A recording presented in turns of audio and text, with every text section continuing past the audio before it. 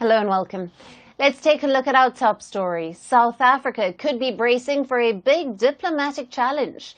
Its foreign policy moves are in the spotlight, and billions of dollars worth of trade and aid might be in jeopardy. This looming threat is from none other than the incoming U.S. President Donald Trump. As per reports in the U.S. media, key Republicans are already pressing the incoming Trump administration to kick South Africa out of lucrative trade arrangements. This if the South African government does not change its position on Russia, China, Iran and Israel. South Africa is likely to be under intense scrutiny by the Trump administration. Some of the high-ranking Republicans have already shared their concerns over how Pretoria is leaning away from Washington's positions in a number of ways. Republican Senator Jim Risch, who is a high-ranking member of the Senate Foreign Relations Committee, has spoken to the U.S. media, telling them how South Africa's differing positions have an impact on the country's national security. There is also Senator Tim Scott, who has slammed South Africa for harboring sanctioned Russian ships and expanding relations with Iran. Both of these influential Republican leaders are expected to become more powerful when President-elect Trump takes office in January. And with their advice, Trump might take an action against South Africa. Most at risk is trade with the U.S. under the African Growth and Opportunity Act, or the AGOA. Now, this is a trade agreement between the United States and eligible sub-Saharan African countries.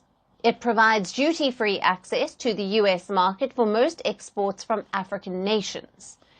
As per last year's data, South Africa has been the top beneficiary with around $3.6 billion worth of export, mostly vehicles and parts, fruits, precious metals and chemicals. However, U.S.-South Africa trade under the AGOA could be affected under the Trump rule. South Africa could also lose tens of thousands of jobs. Participating countries are required to meet a set of conditions to qualify to trade under the program. But key Republicans think that Pretoria does not meet these requirements, as it has boosted ties with the U.S. rivals and has become foes with its allies. Talking about the rivals, firstly Russia. South Africa says it maintains a neutral stance on the Russia-Ukraine war, refusing to condemn Moscow's invasion at the United Nations. Then South Africa also joined Russia for military exercises.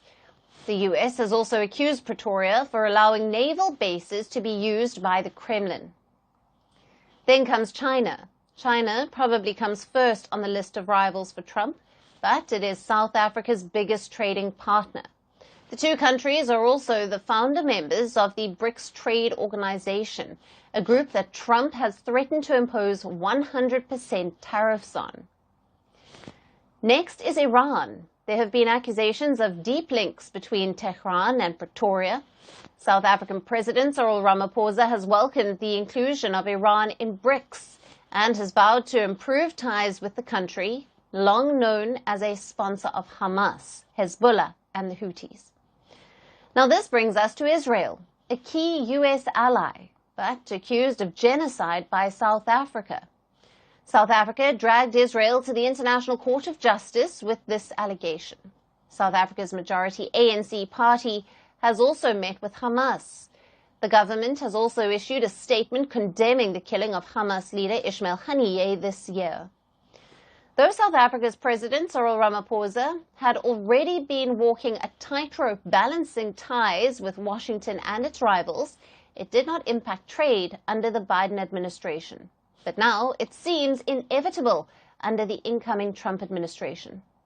Can Ramaphosa avoid the Trump trouble, or will he be forced to reconsider his alliances? To discuss this further, we have with us Patrick Bond, a political economist who is joining us live from Johannesburg, South Africa. Thank you for being with us. Good to be with you. Thanks, Alison. Now, what leverage do key Republicans have in influencing the incoming Trump administration's stance on trade agreements with South Africa?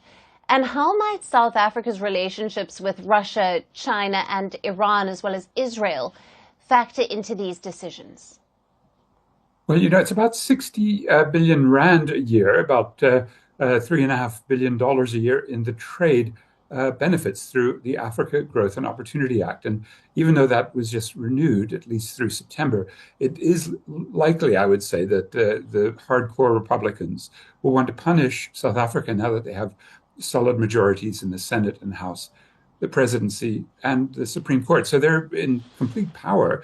That means they can override the World Trade Organization, as Trump has done before with sanctions against South African steel and aluminium. Mm. So I think cutting some of those benefits, which would hurt major Western firms, in fact, mostly Mercedes and a few German car companies, the Australian BHP Billiton for aluminium, the Indian but Luxembourg-based ArcelorMittal for steel. Those will be some of the companies hurt if those trade benefits are taken away. There's also some aid, especially the antiretroviral medicines that partly are bought from India through CIPLA, but also to some extent manufactured in the US.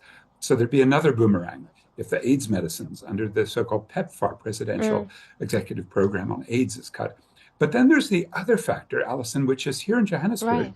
November 2025, like Delhi last year and like Rio de Janeiro last month, will host the G20. So obviously, Cyril Ramaphosa, with his themes of solidarity and equality and sustainability, he'd like Donald Trump to be there and to be a cooperative player. I mean, that's, I think, a little bit far-fetched, a little bit of a fantasy, but that's another area where the US will have a certain leverage. They're meant to take over the Mm. G20 in 2026. But, with Trump, he's just breaking so many bilateral relations.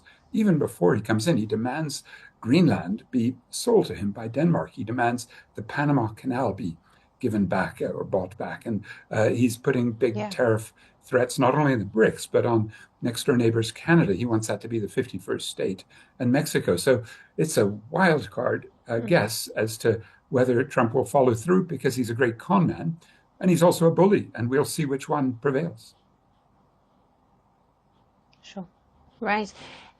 Could South Africa's position on global powers like Russia and China strain its trade relations? You have touched on this with the US under the Trump presidency.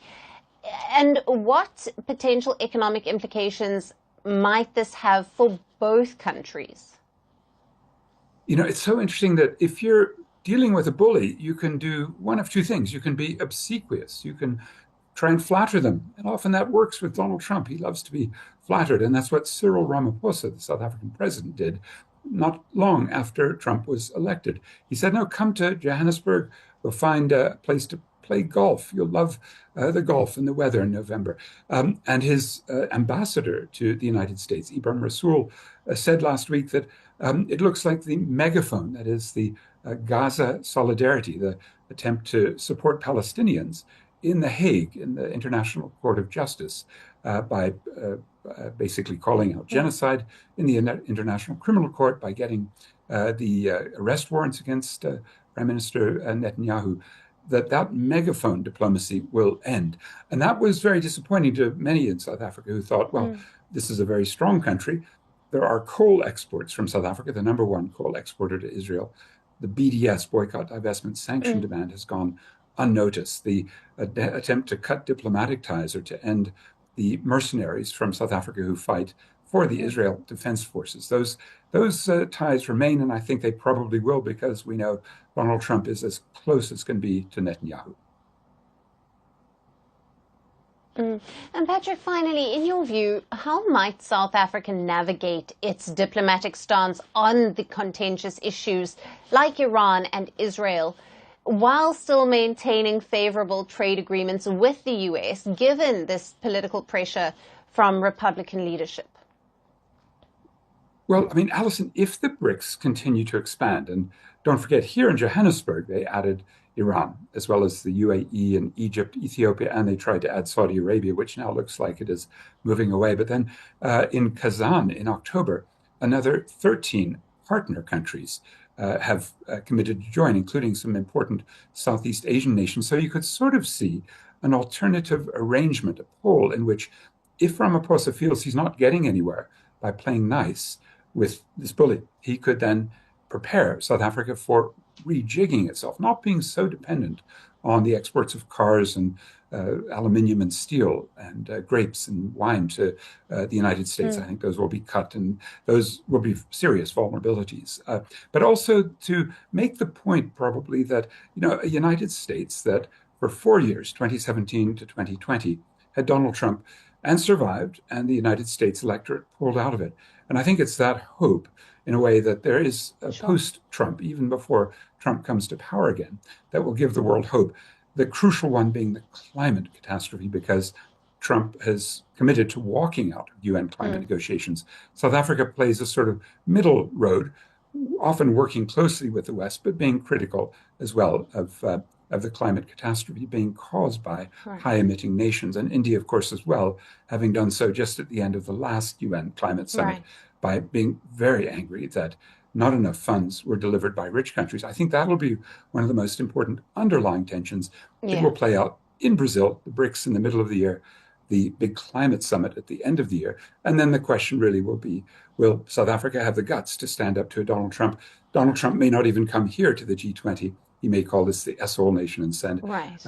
his deputy, J.D. Vance, or at some point he may just drop out of many of his multilateral arrangements and withdraw the offer for South Africa to join the United Nations Security Council as a permanent member, although without any veto power. Sure. And all we can do is guess. And I hope that the people in Pretoria are not only trying to play nice with Donald Trump, but they've also got in the back of their pack another harder card, which would be to set up some alternative arrangements and not be so dependent on the US for trade, investment, finance, and the AIDS medicines, and to find other ways to make up for, especially electricity that goes into those exports, distributed to small businesses here. Because next month we may also see our load shedding, our electricity cuts. Those would be the sorts of alternatives to trying to work with Donald Trump, a task that may be even beyond Cyril Ramaphosa. Right. Patrick, thank you very much. It's always great to have you on the show. Thanks for your valued insights.